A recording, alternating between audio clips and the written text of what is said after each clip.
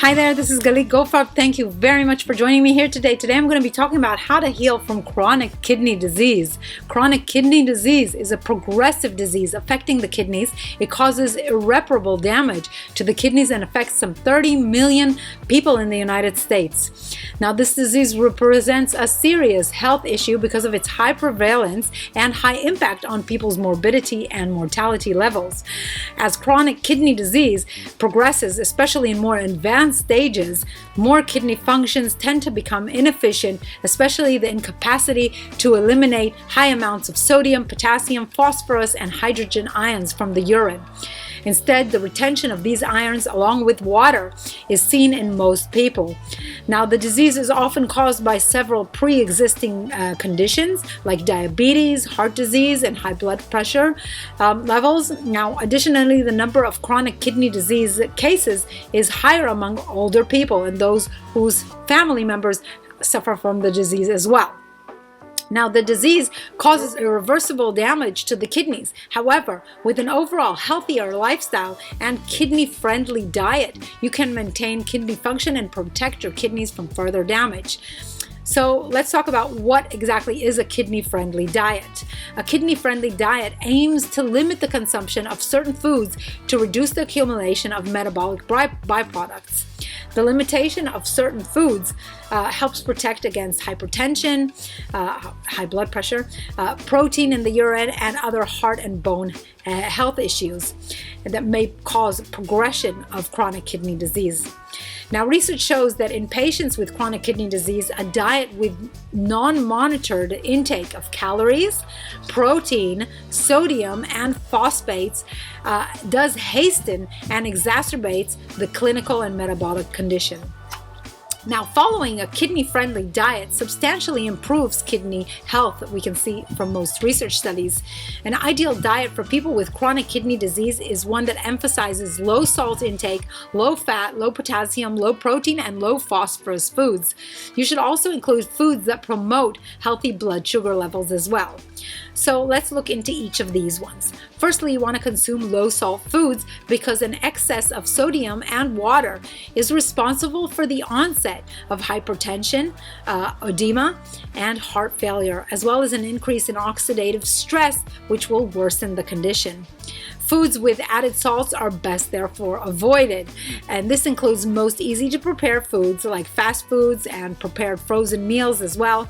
Also, you want to avoid foods that are very salty, like salty snacks and hard cheeses. All processed foods are full with salt, and also canned vegetables and beans, they're full with salt. Okay, so that's the first one. The next dietary change you want to do is to consume low potassium foods. And low potassium foods include all the vegetables and fruits, especially green beans and also legumes as well. Now, you also want to consume low phosphorus foods because high phosphorus foods will cause hyperparathyroidism and calcification of the arteries and heart valves, which leads to heart disease. Also, high phosphorus foods lead to an increased risk and mortality from heart disease. So it is crucial to avoid high phosphate foods that have foods that have hidden phosphates in them, like soft drinks and preserved foods are full with phosphates. Low phosphorus foods are critical in reducing the progression of chronic kidney disease and overall health. So you want to consume foods that are low in phosphorus, which are all foods that are of plant origin. And the way you cook foods, you want to boil your foods, which helps lower the phosphorus levels. Okay, the next dietary adjustment that you want to take is to consume low protein foods because high protein levels lowers the capacity of the body to eliminate the acidity, to lower the acidity load that comes from protein breakdown, which leads to an accumulation of acids leading to metabolic acidosis. In some cases, metabolic acidosis stimulates muscle tissue breakdown and demineralization of the bones, and it leads to insulin resistance as well. So you really want to be consuming foods that are low in protein, or at least definitely foods that are low in animal protein. You do not want to be consuming animal protein. This is vital for treating chronic kidney disease. Now, low protein foods include vegetables, fruits, and whole grain cereals. Research also shows that reduction in acid load obtained by following a vegetarian diet results in 50% reduction in prescription medications for chronic kidney disease. And also it improved insulin resistance in people with diabetes, which is very important to help with chronic kidney disease. Now, although in the cases of metabolic acidosis, which accelerates protein and muscle breakdown, regular protein intake is needed. However, protein should come from plant-based sources to prevent worsening of the condition. So you do not want to be consuming a lot of animal protein if you have issues with your kidneys. Now, the next dietary change involves consuming foods that support healthy blood sugar levels. As mentioned, a vegetarian diet is very, very supportive of a healthy kidneys and, of course, also healthy blood sugar levels. So you want to be consuming a whole food plant-based diet based on foods that are rich in complex carbohydrates that break down slowly. Complex carbohydrates include whole wheat and pumpernickel breads, other whole grains, also yams, oatmeal, most fruits, but not fruit juices of any kind. Also nuts, but not roasted nuts. Also sweet, which are full of salt. Also sweet potatoes and most vegetables and legumes of all sorts as well. As high blood sugar will significantly exacerbate chronic kidney disease, you want to ensure that you're doing everything to manage your blood sugar levels. Also, hydration is critical for chronic kidney disease. It is essential to stay hydrated by drinking clean water in quantities according to your weight. That's very, very important. Also, you want to eat regularly. In the case of chronic kidney disease, it is essential not to skip any meals. Untreated chronic kidney disease leads to undernourishment in most people, which they lose their appetite because of nausea as well. And so you want to be regularly eating throughout the day, but do ensure that you maintain your weight. So do this by eating smaller portions of food frequently throughout the day. Now, also, you can snack in between meals with eat smaller meals. Also, a snack can be considered a meal. A few nuts and seeds, vegetable sticks. These can help you maintain your stable blood sugar levels throughout the day.